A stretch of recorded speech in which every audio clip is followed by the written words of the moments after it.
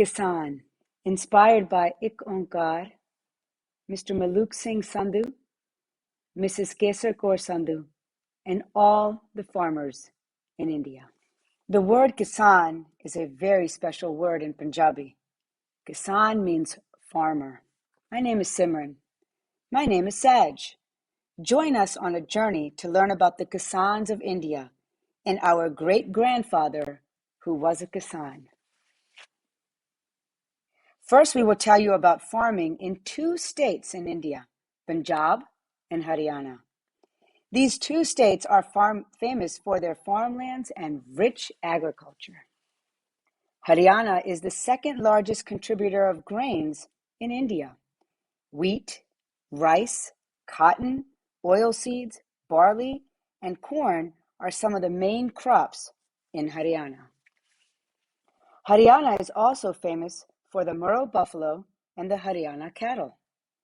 This is a Haryana cattle. Haryana cattle are a special breed of cows that live in Haryana. This is a Murrah buffalo. It is a special breed of water buffalo that live in Haryana. Punjab is called India's breadbasket because wheat is one of the largest crops cultivated.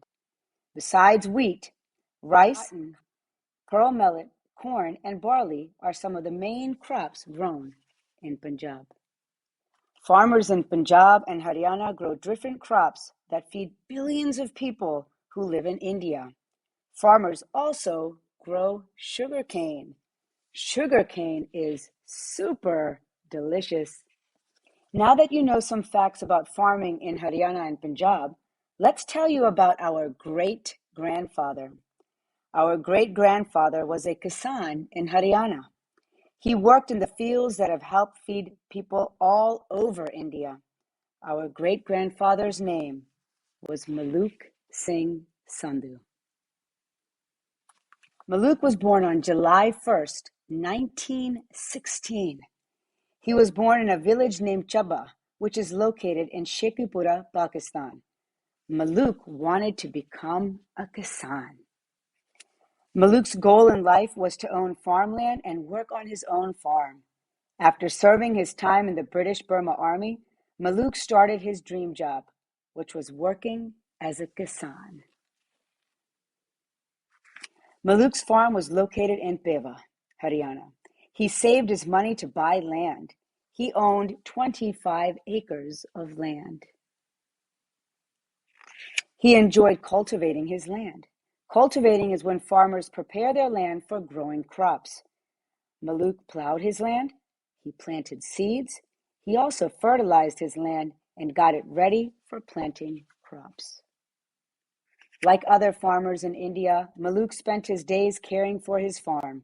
He had his own tractor and used it to work on his land. He planted and harvested wheat, rice, and corn. Maluk worked long days and nights taking care of the crops he grew. Maluk also loved all the livestock he had on his farm. He had 3 Murrah buffaloes. He also had many chickens on his farm. He treated his farm animals like family and took very good care of them.